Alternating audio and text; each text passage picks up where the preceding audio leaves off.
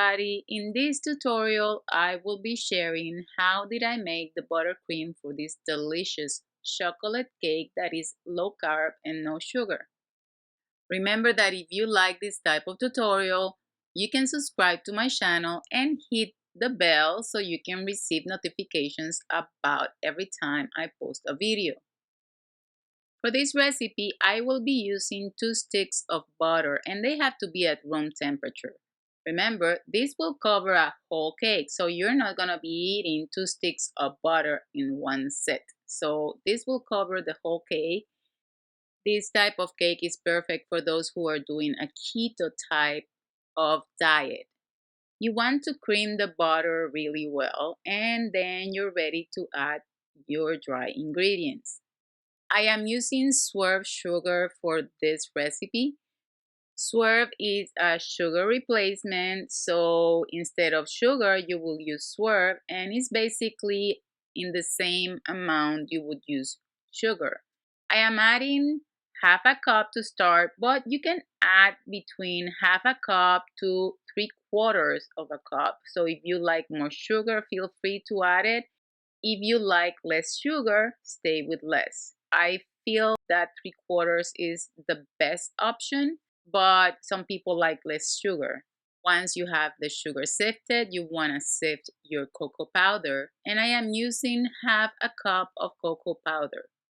Make sure to use a good quality cocoa powder.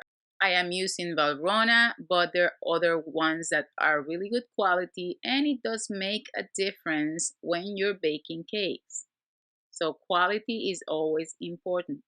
I am also adding 2 teaspoons of vanilla extract. Now you're ready to mix this, and quite honestly, I usually add my dry ingredients slowly so I don't have this cloud of cocoa powder everywhere. But I was a little bit sick when I was doing this, so I wasn't thinking straight. So I added all the powder and had to deal with the cloud. If you want to avoid this, just add the dry ingredients in 2 parts, and that way you don't have to deal with the cloud. Once you have this completely mixed, you want to make sure that is the right consistency for you. So if the mixture is a little bit too stiff for you, you can add a little bit of milk. I am adding some heavy cream to it. You can add 1 teaspoon, you can add 2 teaspoons depending on how you like the consistency of your icing. Once this is mixed, you can finish your cake.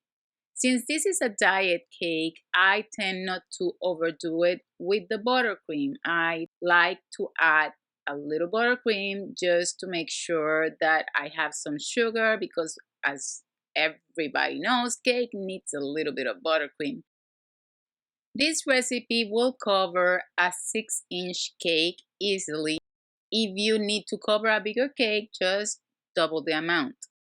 This cake is really delicious and really moist, and if you're on a diet, this will be the cake for you, especially if you're doing a keto style type of diet. I hope you enjoyed this tutorial. Remember, all the links are always put below the video, so check on the comment box below for the link to the recipe.